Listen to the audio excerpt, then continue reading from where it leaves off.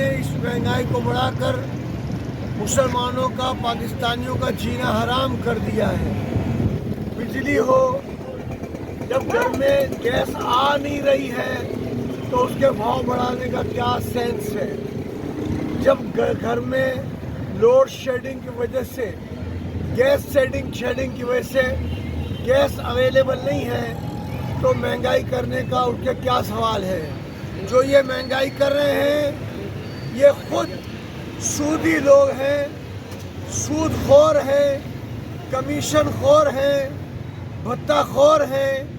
इन लोगों से निजात हासिल करना वक्त का अहम तरीन तकाजा है।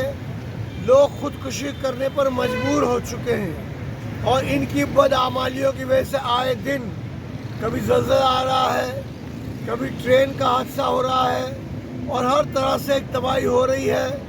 बावजूद इसके कि बार बार इस्लामी नज़रियाती कौंसिल ने सूदी कवानीन ख़त्म करने की सिफारिश की, लेकिन उसको ख़त्म नहीं किया जा रहा है, उसको और ज़्यादा बढ़ाया जा रहा है।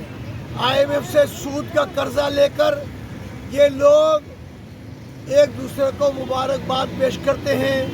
न इनको शर्म है, न इनको हया है। इस प्रोग्राम के इनेकाद पर जो मेहनत प्रोफेसर अब्दुल जब्बार साहब ने की, जो मेहनत प्रोफेसर सैयद निसार साहब ने की, जो मेहनत भाई अब्दुल कदीर शरीफ ने की और आप सब तशरीफ़ लाए, आप सबका शुक्रिया अदा करता हूँ। हमारा फ़र्ज़ बनता है जिस घर के गरीब के घर में आटा नहीं है, चीनी नहीं है, तो कम से कम उसके साथ हमदर्दी करना, मोहब्बत करना। ये ज़ाहिर है कि के इलेक्ट्रिक से आइंदा उसका लाइसेंस मनसूख किया जाए। क्या आपको ये मंजूर है? इलेक्ट्रिक